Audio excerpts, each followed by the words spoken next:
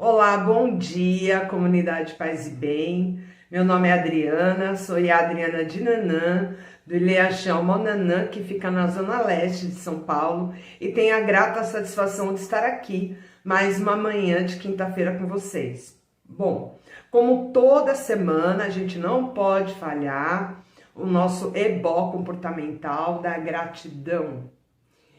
Ebó, para quem está chegando hoje, são rituais das religiões de matriz africana, tem uma infinidade possível, tá? E esses rituais servem para levar energias ruins embora, para trazer boas energias, para nos ajudar a nos redirecionar na vida, abrir os nossos caminhos, mas também serve, principalmente os comportamentais, para nos redirecionar, para a gente mudar algum comportamento que pode estar nos prejudicando ou prejudicando a nossa comunidade, seja a nossa família, seja a sociedade a qual nós pertencemos. E a gratidão é um desses ebós que eu gosto de fazer esse exercício com vocês aqui de quinta-feira, para que eu nunca esqueça do quanto é importante que sejamos gratos. Ah, mas acontece tanta coisa ruim, tanta injustiça na vida, Adriana. E eu vou ser grata pelo quê? Eu vou ser grata pela vida. Sou grata pela vida. Nós, de cultura tradicional, nós cultuamos a vida. Quando eu cuido do leito de um rio, eu estou cuidando da vida. Quando eu cuido dos animais, eu estou cuidando da vida. Quando eu cuido da flora, de toda a fauna, eu estou cuidando da vida.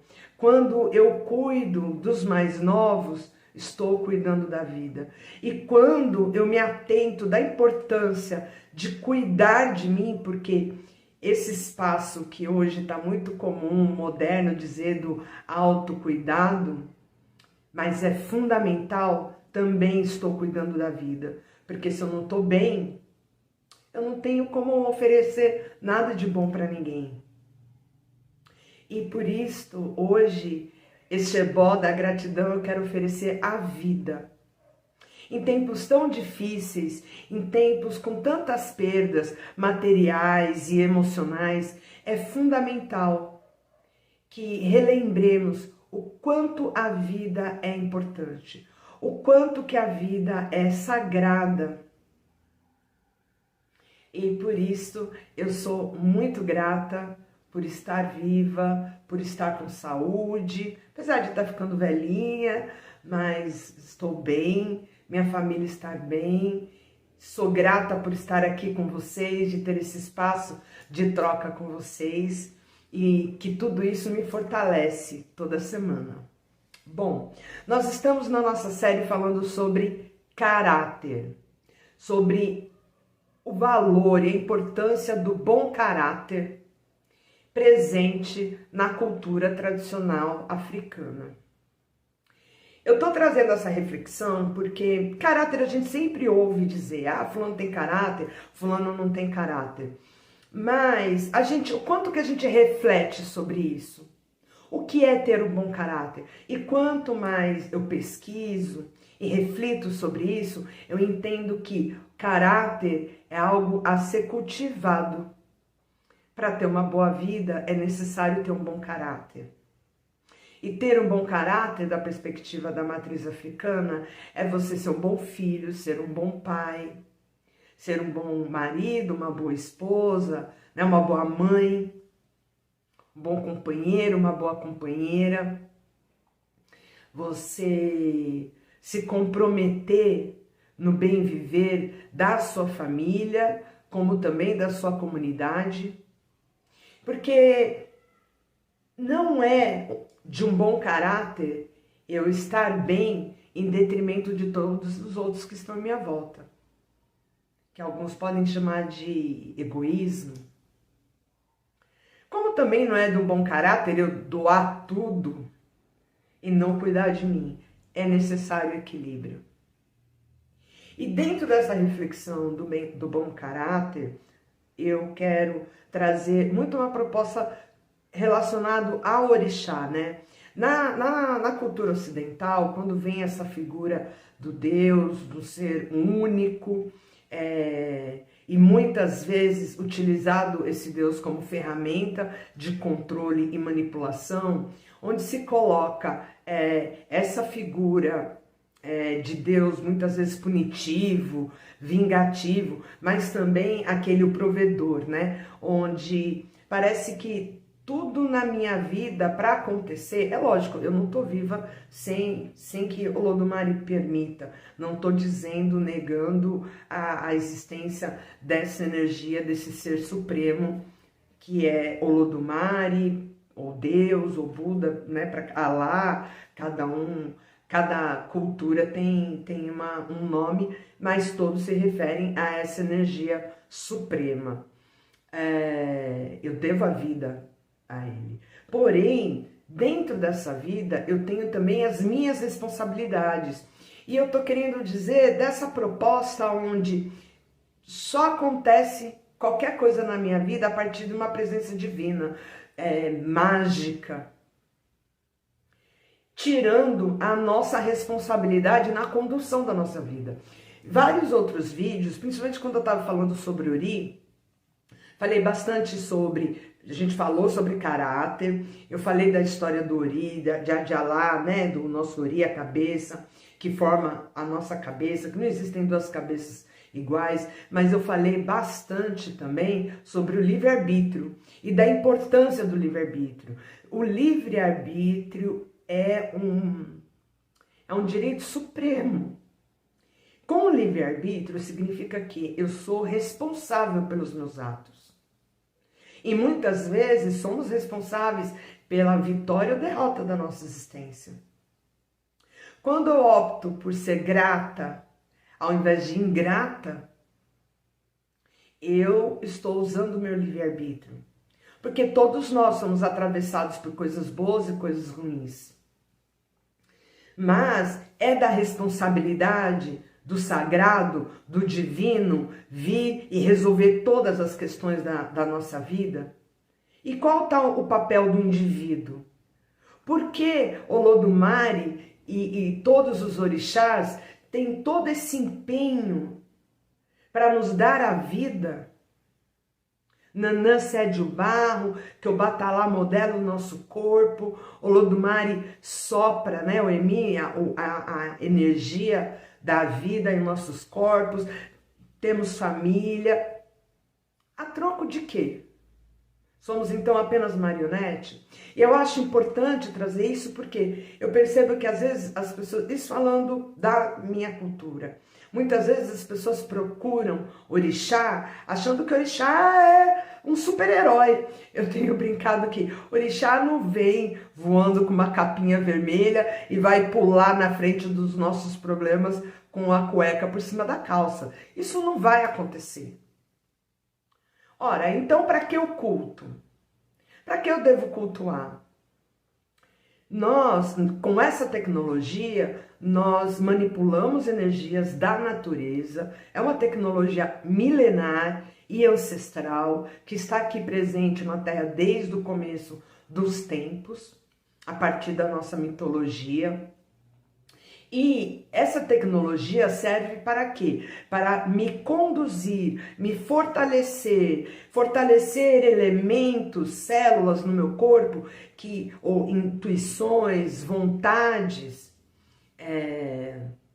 disposição, na verdade, não é vontade, mas a disposição para executar determinadas ações e para resolver os problemas, para encarar os problemas, para ter as boas ideias. Quando a gente toma buri, que é o culto à cabeça, a gente vem, usa toda a tecnologia ancestral de culto a ori, de culto à cabeça, para que eu de cabeça fresca, e todo mundo já ouviu falar, estou de cabeça quente, preciso esfriar a cabeça. De cabeça quente, ninguém toma boas decisões, não é verdade? Isso está presente aí no senso comum. A diferença é que nós, da cultura de matriz africana, dessa tecnologia ancestral, nós temos como tratar a cabeça, para esfriar essa cabeça, para que a gente consiga pensar melhor. Só que, por que é importante os rebotes comportamentais? Para que eu trabalhe o meu bom caráter, para que eu me responsabilize pela minha vida. É muito cômodo tudo o que houver de vitória, eu dever a uma divindade benévola, né? Ou tudo que acontece de ruim eu devo a uma divindade maléfica. Nessa luta do bem contra o mal, como, né, o Deus ou o diabo. E as minhas escolhas? Nós temos o oráculo, o jogo de búzios, o Peleifá. Eu vou, me consulto, pergunto: olha, eu não estou satisfeita no meu trabalho, eu já estou há muito tempo nesse trabalho e não estou satisfeita, eu quero pedir as contas. Eu vou lá e pergunto, me consulto. Aí, Ifá, a divindade do jogo, vai dizer: olha, agora não é a hora. Às vezes eu não sei que o país, vamos fingir, né, que a gente não sabe que o país vai entrar em crise, ou eu não sei outras questões que estão acontecendo no mundo, ou alguém da minha família, ou eu mesma vou adoecer, ou coisa parecida. Mil coisas que podem estar acontecendo naquele momento e que eu não tenho consciência. Mas o jogo ali, a divindade, ela sabe. Exu sabe. Ele tanto sabe o que está acontecendo, como se é o meu momento também de me direcionar para uma outra oportunidade, de pedir as contas ou não do trabalho. Aí eu vou, e aí o sacerdote me diz: olha, não é a hora, o orixá está dizendo que não é a hora de você pedir as contas, aguenta, mas lá pro ano que vem, ou vai fazer, você está com ideia de tal curso, vai fazendo esse curso que depois vai para essa oportunidade. Só que aí eu chego lá no dia seguinte e eu peço as contas. Chego na empresa. E aí eu fico 1 ano desempregada. A culpa é de quem? Isso no caso de nós que temos oráculo, que consultamos o oráculo. Mas tem várias outras decisões, mas percebe que eu tomei uma decisão mesmo com uma orientação? Não precisa disso. Às vezes você vai e pergunta para sua mãe, ou para o seu pai, para o seu mais velho, que tem muita experiência de vida. Fala: olha, não estou bem no trabalho, eu quero pedir as contas. Ele fala: não, meu filho ou minha filha, vamos procurar um outro trabalho primeiro? Olha, eu vi no jornal que está acontecendo tal situação, o mercado, vamos ter problemas, vamos nos organizar para procurar um outro lugar. Ninguém está dizendo que você tem que morrer naquele lugar. Mas aí, onde você vai usar seu livre-arbítrio? Você foi, se consultou também com a palavra de um mais velho. E por que é importante o mais velho? Não importa se ele trabalha na mesma área que você ou não, mas ele tem mais experiência, ele já viu mais coisa, ele tem mais informações nos bancos de dados dele, no Ori, para fazer um cálculo rápido, instintivamente, e te dar uma orientação.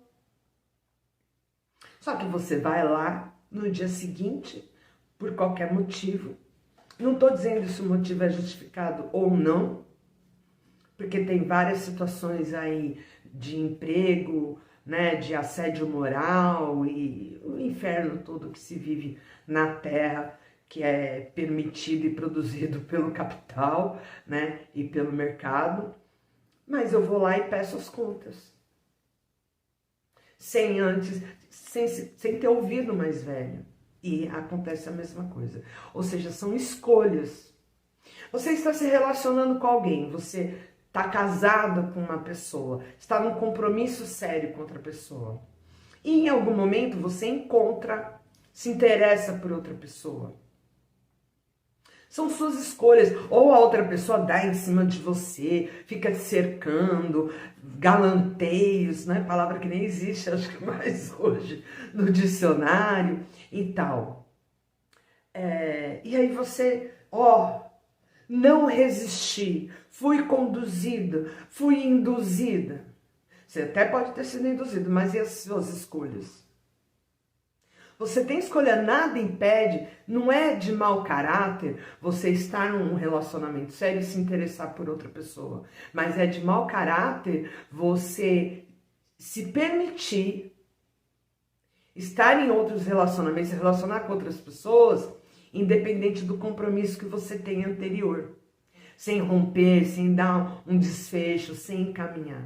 E nisso às vezes vai criando escalas de estragos nas vidas.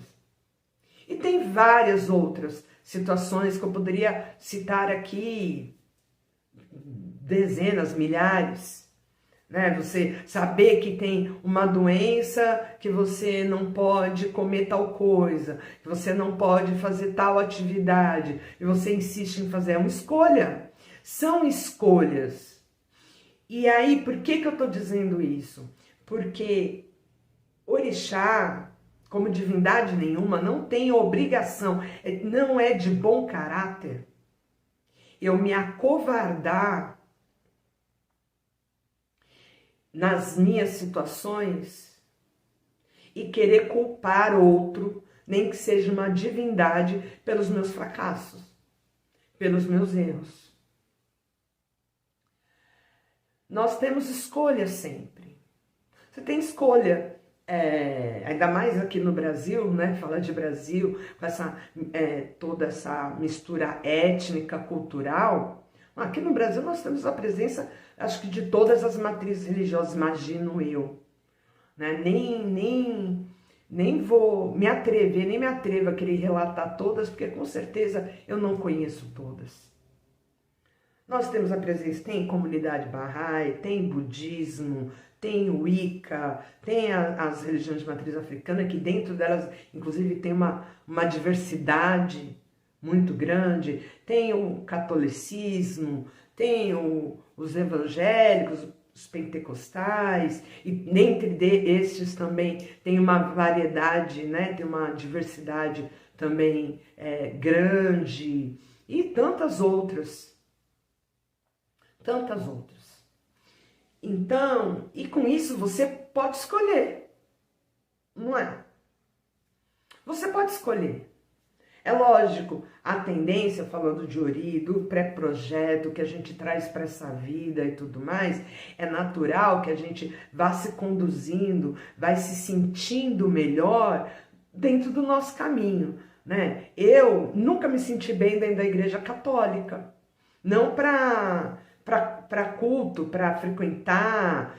Uma coisa é ter amigos padres, os colegas, respeitar o sagrado da Igreja Católica. Outra coisa é eu me dizer católica, eu não sou católica. Mesmo tendo sido batizada na Igreja Católica quando bebê, que era assim, do caminho né, que é a obrigação dos pais cuidar na primeira infância, porque a religião também traz muitos valores morais, ajuda a trabalhar o bom caráter da pessoa, porque as religiões têm muito desse papel. Mas depois de adulta, eu nunca me identifiquei, conforme eu fui crescendo, e o lugar que eu me identifiquei, que eu me encontro, não me vejo em outro lugar, é no candomblé, aqui no Brasil, é no culto tradicional africano. É onde eu me entendo, que eu me reconheço, me sinto bem. Assim como pessoas dentro da Igreja Católica, dentro da Igreja Evangélica e tantas outras. Ou seja, quando a gente está trilhando o nosso caminho, eu brinco que o caminho tende a trilhar, a fluir mais fácil. Mas vocês percebem que tudo isso, entre tudo isso nós temos a nossa escolha, nós fizemos o nosso compromisso antes de vir. Muitas vezes a gente se comprometeu, olha, vou casar com mais ou menos tantos anos, vou ter 1 filho, 2 filhos, 5 filhos, vou casar às vezes com fulano, com Beltrano, às vezes só vim com compromisso com os filhos e aí vamos definir isso durante a execução do projeto na vida, né? Para quem está chegando hoje, eu tenho hábito de falar, o que muitos chamam de destino ou predestinação, por entender que muitas vezes as pessoas veem destino, a palavra destino como algo imutável, eu gosto de chamar de pré-projeto de vida, que a gente define antes de vir do Orum, do céu, para o Aê, a terra, nosso pré-projeto de vida. E digo pré, porque a partir do livre-arbítrio, das minhas escolhas, eu posso mudar meus caminhos. Da mesma forma que Orixá também não vai obrigar, mesmo que eu tenho caminho no Orixá. Se eu tivesse escolhido outra coisa, o Orixá não ia me obrigar. A única coisa que as pessoas precisam entender, o Orixá não vai lá te pegar à força, é que quando a gente está no caminho certo, ou seja, no caminho pré-definido, e pré-definido por quem? Por nós. Eu, antes de nascer, eu combinei que seria uma Yalorixá, seria uma sacerdotisa de matriz africana, que ajudaria no cuidado de pessoas aqui na Terra. Exerceria essa medicina tradicional. Eu me comprometi a isso, mas eu poderia ter dito não em algum momento, lá atrás. Acontece que desde que eu cheguei, eu nunca me vi em outro lugar. Quer dizer que só dá tudo certo? Não, não dá tudo certo. Tem o papel importante de Orixá, tem o papel importante de Orixá. Mas Orixá não vai sobrepor ao meu livre-arbítrio. Nem Orixá, nem ninguém. Então, eu acho muito importante a gente, para pensar no bom caráter, a gente pensar na responsabilidade dos nossos atos e das nossas escolhas. Mas eu posso ter sido enganada. Sim. Mas muitas vezes quando a gente está sendo enganado, lá no fundo a gente sente que tem alguma coisa errada. Mas a gente se deixa levar. Quando a gente para ser honesto, isso está tirando a culpa do enganador? Não. De forma alguma. Mas quanto mais a gente amadurece essa reflexão da nossa responsabilidade, não estou falando de culpa, não estou falando de ficar se culpando por tudo, se martirizando, não é isto. Não é disso que eu estou falando. Eu estou falando de tomarmos a responsabilidade das rédeas da nossa vida, da condução da nossa vida. Isso é fundamental para a construção de uma sociedade bem viver, que cada um seja de fato responsável pelos seus atos. Temos as leis, temos várias legislações aí presente, só que nós fazemos as nossas escolhas. E se eu faço isso de uma forma responsável e madura, eu transito pelos meus erros e os meus acertos com muito mais paz, muito mais tranquilidade, porque eu posso ver meus erros, inclusive, como oportunidades de aprendizado. Mesmo que doa, mas eu posso ver como oportunidade de aprendizado, ser grata nesse processo. Lógico, depois de passar raiva, passar mágoa, porque tem o processo humano e que é natural, mas eu ser honesta comigo mesma. Porque quando eu faço essa reflexão, eu me permito aprender para não cometer os mesmos erros e não sentir novamente a mesma dor. Bom, espero que vocês tenham gostado da reflexão de hoje. Tenhamos todos, todas e todes uma quinta-feira abençoada, de muito amor, de muita prosperidade, de muitas alegrias em nossa vida, pois é o que nós estamos precisando. Um beijo grande e até quinta-feira que vem.